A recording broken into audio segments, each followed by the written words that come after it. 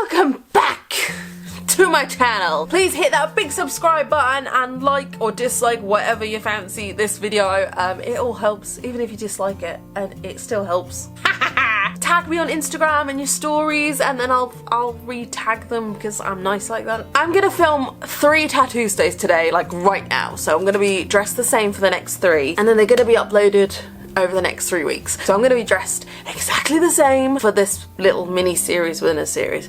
Seriesception. So it's looking very scabby. I'm having laser removal sessions on this at the moment, and I've actually had my last one a couple of days ago and I vlogged it and everything, but that won't be up for a couple of weeks. But I have finished laser now. I have had it, it's done. I wanted to film these Tattuesdays before I get them covered, because I've changed what I'm gonna get them covered with. I was gonna go for a horror half sleeve. I'm now going like a completely different direction. I'm gonna keep that a surprise because I'm that kind of annoying person. I'm a little bit sunburnt. Stop drinking my fizzy drinks! They will make you hyper. Don't give me that look. So this is the tattoo, and it's like a spiky thing with a heart there is so much to talk about with this tattoo. This is 3 separate tattoos. 3, just this one.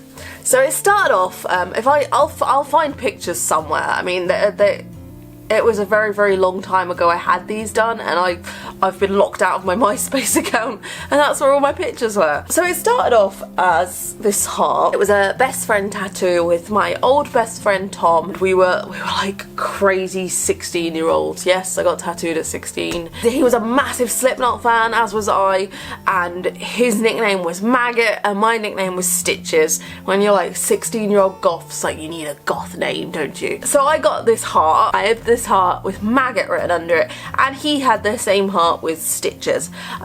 We are no longer friends. We were both very, I don't want to say damaged teens. We were both very vulnerable and in a very bad place when we met, and we kind of just gelled together and became very, very close very, very quickly. You know, it ultimately wasn't good. We got matching tattoos, and then we kind of drifted apart, which I think was good, because I you know, I have no idea what he's up to now. If anybody knows Tom, like, I hope he's doing good. We don't talk at all. So I have no idea if he still has his tattoo, though I really hope he doesn't. So this was the heart, and mine said Maggot under it, and his said Stitches. I got it covered up. When I was with my ex, he hated looking at it, and he was like, oh, I'm gonna design something for you to cover that with. Like, literally in my head now, I'm like, I could have put a flower over this whole thing, just the heart and the name, so easily. A flower would have just gone bloop. But no, Emily. I had to put this spiky band thing, all this bit, and ignore the appley heart thing. That wasn't there. It was a spiky band that went over it and all the way around, and I didn't have it filled in. I was a poor teenager. I used to get the outline done in one session and then the colouring in a totally separate session. My old tattooist I used to go to was awful, and he used to do it so much cheaper if you did it like that rather than do it all in one session. I don't know why, because now it's like, if you get it done in one session, that's less needles. It's just easier. No, he used to do it cheaper for 2 sessions.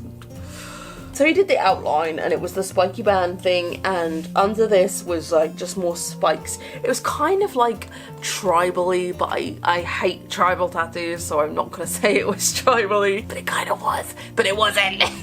But what that ultimately did, because it didn't cover Maggot, is it kind of framed Maggot. It put a nice spiky frame around the name Maggot. It's like, that's literally the opposite of what I want to do. And then after I had the outline tattooed, I was like, okay, I don't actually want this coloured in all black. Again, that could have been salvaged by a flower. I say a flower because they are the easiest things to cover tattoos with, but I didn't. Instead, I went down a 3rd route and had this heart apple thing put over the top. Now, I tried for many years to convince myself this was Snow White's poison apple, but it definitely is not. My ex drew it up. From his point of view, it was like, I just want that name covered, and from my point of view, it was like, I just want their name covered. But I've always been kind of like meh with tattoos. I got so many, and even at this point I had a few. I've never been one to really think about my tattoos, which I know is really stupid, and you should always think about your tattoos, but I've just never been that kind of person, and I'm just like kind of live for today. Yes, that means I could live for 100 years with crap tattoos, but it also means I could live for 10 years with a tattoo that I really love. And I know that makes no sense, but in my brain that does make sense. And I've got a weak heart anyway, and I'm in such bad health, I'm not gonna live to 100. So it was done by a really crap tattooist that I believe is still open in this town. It was awful. It was such an awful place. They were known for tattooing people underage, and I was 16 when I got this tattooed, and my friend Tom at the time, I think he was 16, and we looked like 16-year-olds. We looked very young. Yeah, we did not look like adults. I already had some tattoos, but they were all done by him. I know this is a two-way street. I shouldn't have got tattooed at 16. He shouldn't be tattooing 16-year-olds. After I had the poison apple thing tattooed over it, it just kind of got worse and worse, didn't it? I really wanted to avoid laser because of how many tattoos it was, because it was like 2 cover-ups, 3 tattoos. When you have a cover-up tattoo, it just pushes the ink further down. And I knew that was gonna hurt, it was gonna cost so much money to get removed. I just wanted to cover it. When you have this many tattoos, you forget what tattoos you have. I always forgot it was there because I never wear sleeveless tops. I always like dresses or tops like this. And then 10 years of my life went past. And it's like, oh yeah, I've gotta get that lasered. I am so glad I started my laser journey on this. And out of all the 3 tattoos, this one is the oldest, and this is cover-ups. And this one has faded the most. They look a little bit darker on my camera right now because they were lasered a few days ago.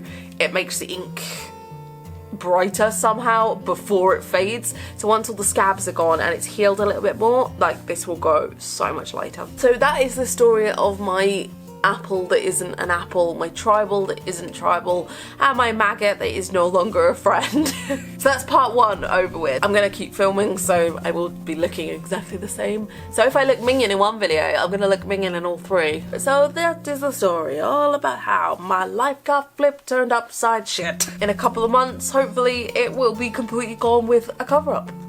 So that's it, boobies. Thank you so much for watching my I don't know what this is tattoo. Stay tuned for next week to find out all about one of these, and then the week after to find out about the other one. Much love, boobies. Take care of yourself, and most of all, stay weird.